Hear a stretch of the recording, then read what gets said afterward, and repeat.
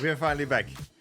The first person is officially here. Thank God. After so many years, so many tries, we're finally here with the official first person. You can obviously just tomorrow launch your maps and publish them with the new ballistic mode. But the weapons are currently in the current state, are already in creative. You can try them out. And trust me guys, they are insane. They are not the same as the old weapons we had before, so it's basically a completely new mode. But we can test them out, and they changed so much about the guns. They changed a lot of the feedback, and it is crazy. So we have a quick look at everything that you need to know about the ballistic mode and first person. Let's get right into it. All right, first things first, if you're new to Fortnite or Fortnite Creative and all this, how this works, basically Fortnite releases most of the stuff into Creative beforehand, so you can try them out yourself. If you want to try them out yourself, you can go into the Creative mode. That is probably the easiest way. Don't download UFN and try it all there.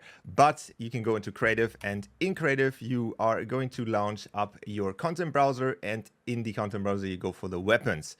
In the weapons, you will find the hand cannon. I will leave you the full list of all the weapons that are supported with first person, because not all of the guns are supported with first person.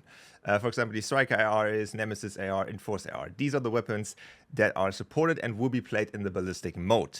I obviously listed all of them out here already, and we also have a bunch of new grenades, which most of them, to be fair, are old Fortnite items, but they just rebranded a little bit, and they changed a lot with the damage values. The other thing that is obviously kind of important to it is that you have the first-person camera in your map, which you can get by either enabling the experimental mode if you're in UFN, or if you are in normal creative, you go into the content browser, you go into devices, and you will find the first-person device right here. You have to just drag it into your map, and then you can just launch the game, and it should be good to go. Remember, you can only launch maps with first-person tomorrow at, I think, 9 p.m. Eastern time or something. So you cannot publish maps currently with this state, just tomorrow. All right, so if we launch into the game and we pick up one of the guns that are supported for first person, you will see that we now have the first person models finally in the game, and they do fully work, obviously with only these weapons. So if we pick up the OG pump here, for example, you can see that it first of all doesn't really look that great. You cannot sprint with it. Reloading doesn't work, so it is only supported for the guns that Epic listed, which are these ones right here. All right, however, if we have the guns, we can do everything that we want to do with guns, obviously. So we can sprint. There's a new sprinting animation added to the game, which obviously didn't work before. Sometimes it is a little bit buggy. You see it right here. Sometimes it glitches out at the arm. That will probably be fixed ASAP.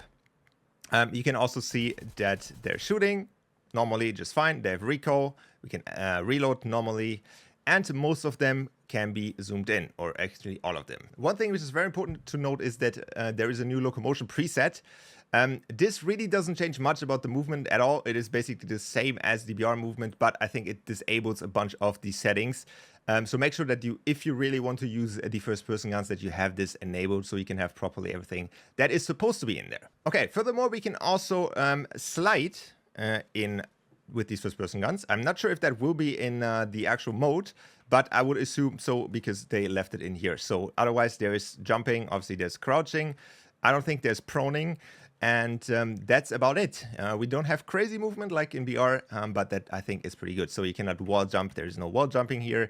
There is no rolling, as far as I'm concerned. And yeah, that's about it when it comes to the movement. One thing which is very important to know, that these weapons are not the same as the equivalent to BR, because these ones actually have recoil patterns. If you're new to first-person shooters or general, like shooters in general, there's like many types of ways guns can shoot. Some have bloom, some have recoil patterns, some have like randomized recoil patterns. But as you can see, if we shoot here with this Striker AR, you can see that the gun always sprays at the same location. So if I repeat this now, you can see the spray pattern is basically always the same, which is really cool, and something that obviously we didn't have in Fortnite before, because usually guns are just spraying wherever they are. And this is something that most FPS games have. It is quite important to keep the game balanced, and it also is a huge skill gap for people that wants to learn these patterns, because you can basically counteract this spray pattern. So for example, you see I'm moving up here without moving the mouse, so I can technically counter move this to keep the spray in the middle, which is something that's really important in competitive FPS games, and I'm glad they finally put that in. I was worried that this is not the case, and we have this bloom from the Fortnite guns, which would be absolutely horrible. All right, furthermore, they increased or balanced the damage outcome of the guns. So you can see if I shoot the head here, I get 165 damage. That is obviously not the normal damage you would get with a Striker AR.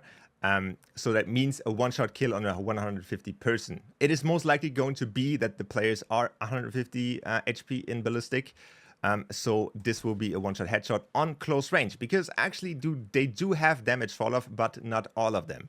So you can see right here that if I move a little bit further away, this is only 130. So this is with the Striker AR, equivalent to probably the M4 in Counter-Strike or the Phantom in Valorant. So, but we also have the Nemesis, which is closer to the AK, and this one does 160 damage and doesn't have any range fall off at all. So basically, depending on how far I move here, you can see that there is no damage fall off. So this one will always do 160 damage, meaning one shot kill from any range. Again here, this one also has a spray pattern, as you can see.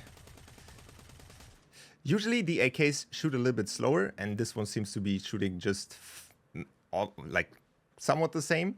But we will see how that balances out in the end. You can see in the body, these both are very similar. This one has 40 and this one has a 39. If we move closer, there is not going to change anything here. But if we obviously move further away, but again, if we move further away, you can see this is only 32 and this one still is a 40. So that is very important and a very good balancing actually from Epic. And I was not expecting this, so I'm super happy that they did this. The other thing which is very important, coming back to the movement, is that if you move, obviously your spray goes everywhere. This is obviously, again, for balancing reasons. So it is probably the same that you have to stand still for most of the time. There is a different caveat to it. The other thing on the list is that we have scopes. These are the same spray patterns as if you do not scope in. So it is not like smaller or something. But it doesn't have the movement penalty.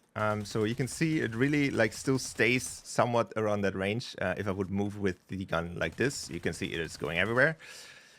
Which leads me to believe that this might be the way to play like this, like that you kind of like move in the scope and jiggle around. Which will be very interesting to see how that is actually balanced out. One thing to note is that crouching in this game also exists, and it does seem to be tightening up the recoil a little bit, but not by a crazy amount. As you can see, it is almost the same as the original one, so there isn't like a crazy benefit of crouching in this game. I would say probably the aiming downside is the best thing you can do while moving, just from these first few testing sessions. Moving on, we also have two SMGs here. This one is the Hyper SMG. It's full automatic, probably close to the Spectre or like the MP5. And then we also have a Burst SMG, which is kind of new. Maybe like the Stinger in Valorant, but generally you can see it still has a lot of damage, and this one does about 80. So body shot is 26. Body shot here is pretty hard to test because it's shoots 3, but yeah. All right, moving on to the pistols, we have our beloved Deagle, which we have in every game. Should be a one-shot headshot and a 50 on the body. So 3 in the body and 1 in the head.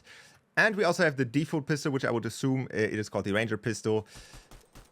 This one is, I don't know, close to not really to any gun, but as you can see, it does quite pack a punch. All right, interesting note here that the Deagle also doesn't have a fall off. So depending on where you are, it doesn't really matter. So you can basically headshot across the entire map with this thing. All right, moving on to the sniper and the marksman rifle. So this one is a one-shot like M4 style gun, and we also have the normal sniper rifle. This one does 150 in the body, so it should be a one-shot if we have 150 health in ballistic, and it does 750 in the head. So yeah, it will be very interesting to see how that turns out. This one also doesn't have a fall off. All right, for the marksman rifle, it does 260 in the head and 65 in the body. So that is very interesting how that is going to play out. If this gun feels like probably one of the best guns because you can kind of do this.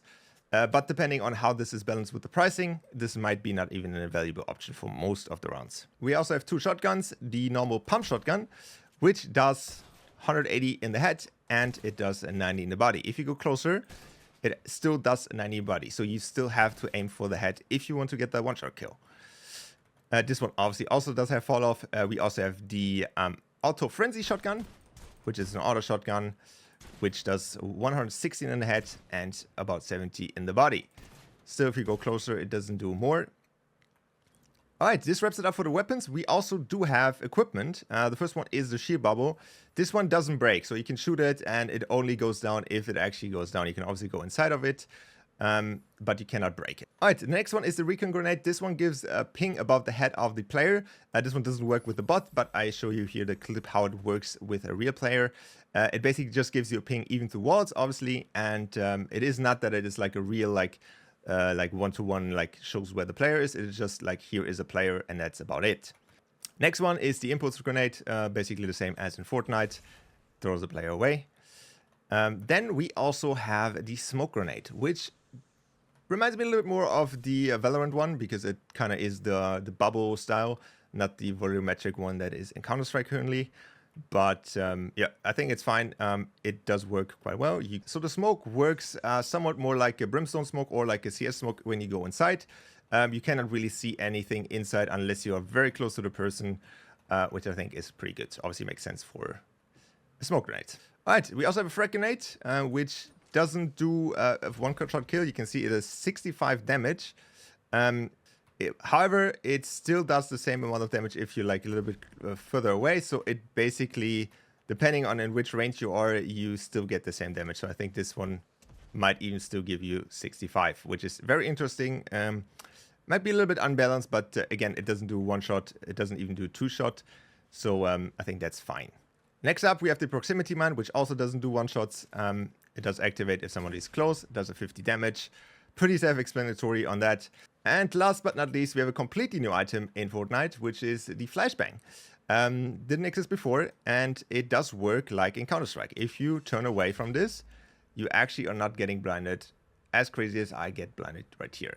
All right, so you can see if I throw this on the ground and I turn away, you see I get slightly flashed, so I know there's something there, but I don't get stunned for the full duration of the time.